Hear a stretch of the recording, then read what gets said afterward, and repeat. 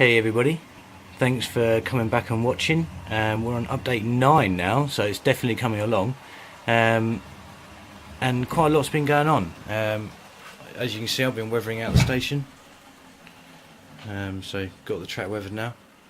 I've also been putting some details in with the brute trolleys, and as you can see by the train coming past, I have my loop going. It looks so much different. I know it's only like a small little couple of seconds in the corner. It's not completely fixed down. I've got to cut them to shape the actual boards, but I mean all the frame underneath is in. So don't know if that will focus, but the frame underneath is all in, so it's all good to go. Just need to cut them to the shape and fix them down. But it's really weird walking in here now, because now when I walk in, it feels complete. Just those small sections there have made it feel so complete. It's really good. So yeah, finally got some trains running, and really happy to have that done.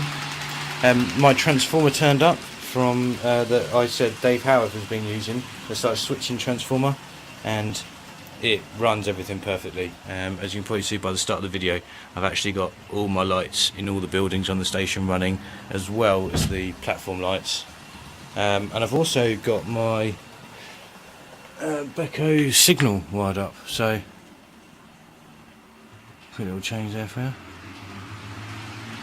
So everything is running absolutely perfectly, so really happy by that.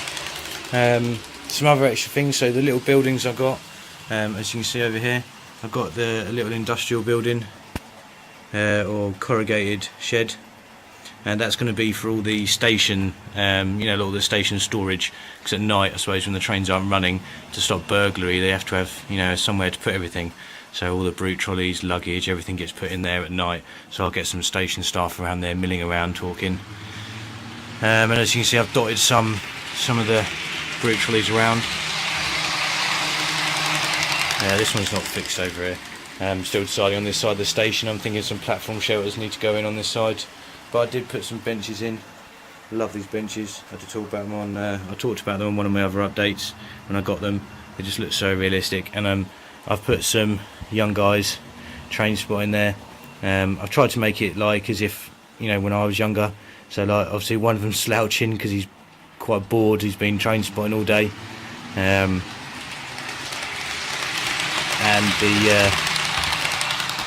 the other guy is doing what I used to do all the time, which is I never used to sit on the bench properly. I always used to sit on the back bit and have my feet on the actual bench. So I've tried to copy that with him. I think it looks alright.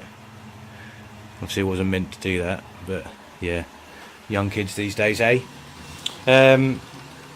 The extra buildings that turned up. So I mean, I had to do this. At the end of the day, I think it was £35 for 2 big Scencraft buildings, and I think this one is usually about £35 to £40 on its own. So it just had to be done. I would have been stupid if I didn't go for it. So you've got your townhouse under construction. I've got to put all the trusses in and stuff down there. I think that's what they're called. Got to put them in place, but it's so detailed. Like, even the interior's got the rooms mapped out for like the front room, kitchen, hallway, things like that. It's brilliant. So that's going to be a great touch, and I've already got the construction site details and the men to go in it, so I'm going to have a really good construction scene there. And over here where this car park is, I'm going to have a low relief townhouses, so it look like a new development. And this one's obviously near the end of the development, still being built, and then there's some that have already been built. So yeah, I think that looked really good. I've got the concrete in for ATS. We've got like a fuel spillage in the corner. I'm going to get some oil drums, put them there.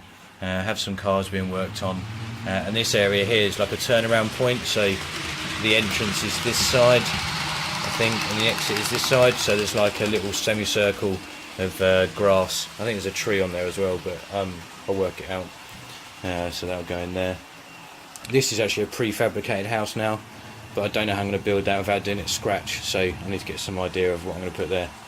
And the other building was the depot entrance for the lorries, and I think that's good. So they started bringing the yard to life. But yeah, pretty much the track's laid down temporarily. I need to get my corner points for that end to match that end for lane switching from the fiddle yard, which will be along the back. But it's just so weird. It feels so different having a complete boards. It feels massive as well, even though it's the same size. It just feels bigger, just because that area is not junk now. I don't know. It's weird. It's like a trick of perception, I suppose, because it's always been there. But just by putting those boards down and having some complete track, it feels so much different. I actually feel like I'm standing here with a layout now, not an incomplete set of boards. And I think that's pretty much everything I've been doing. Just the weathering, obviously placing the buildings into place, getting the track wired up. So I bought a bus wire kit, so I've got those clip locks over there. You know, the ones that clip the wires together without having to need to use those chop blocks. I've got some blue ones there and there as well.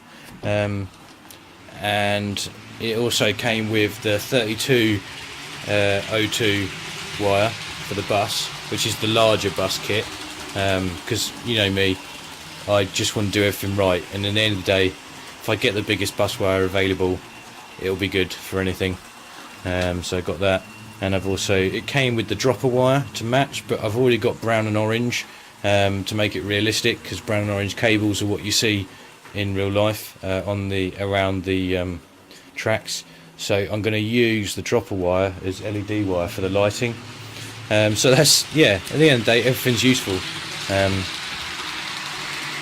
So that's it really. I need to, I've got a junction box, so I'm going to start doing my bus wire in a star shape underneath the layout, and yeah, pretty much good to go. The last thing now is to save up some money and get myself a control unit. I think the Gauge Master one's about 215 quid, cheapest I can get it for. And that's what I'm going to go for.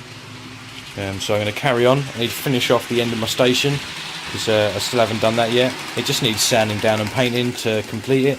I need to put my other 3-aspect signal in here, and apart from that, it's been going really well. Obviously powering away really quick. It's going good, and I'm so glad to finally have it done. So thank you to everyone for still watching my videos. On this one I've got quite a few train running videos, videos of the train going through my signal, also going through the station with the weathering in.